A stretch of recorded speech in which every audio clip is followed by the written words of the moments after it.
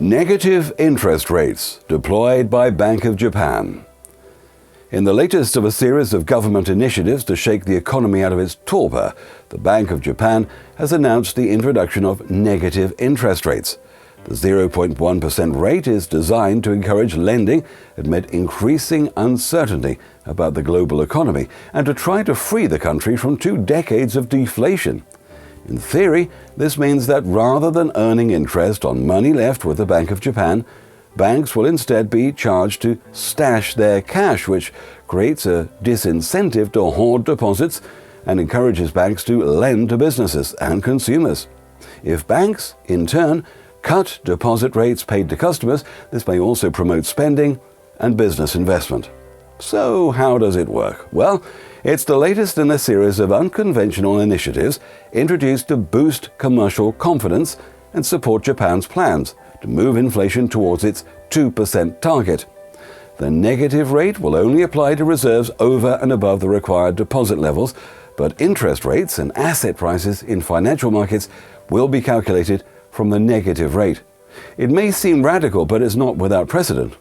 President of the European Central Bank, ECB, Mario Draghi, has claimed that his own unconventional policies have helped to stave off deflation in the Eurozone economy.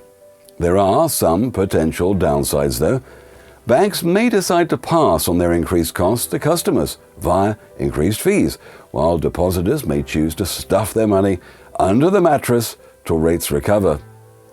Well, a bigger concern might be that if banks choose riskier investments in pursuit of higher returns, creating more problems further along the road.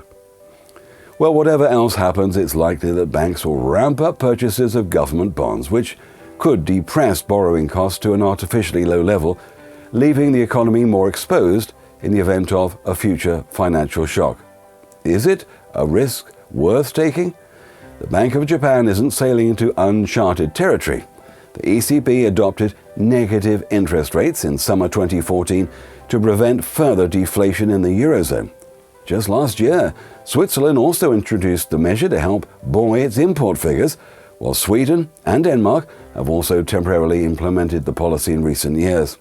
Evidence from this small yet significant cohort shows that negative rates didn't have an adverse effect on economic growth or on consumer interest rates. How it will play out in Japan remains to be seen. Join us later this week for another Bank of Cardiff newscast.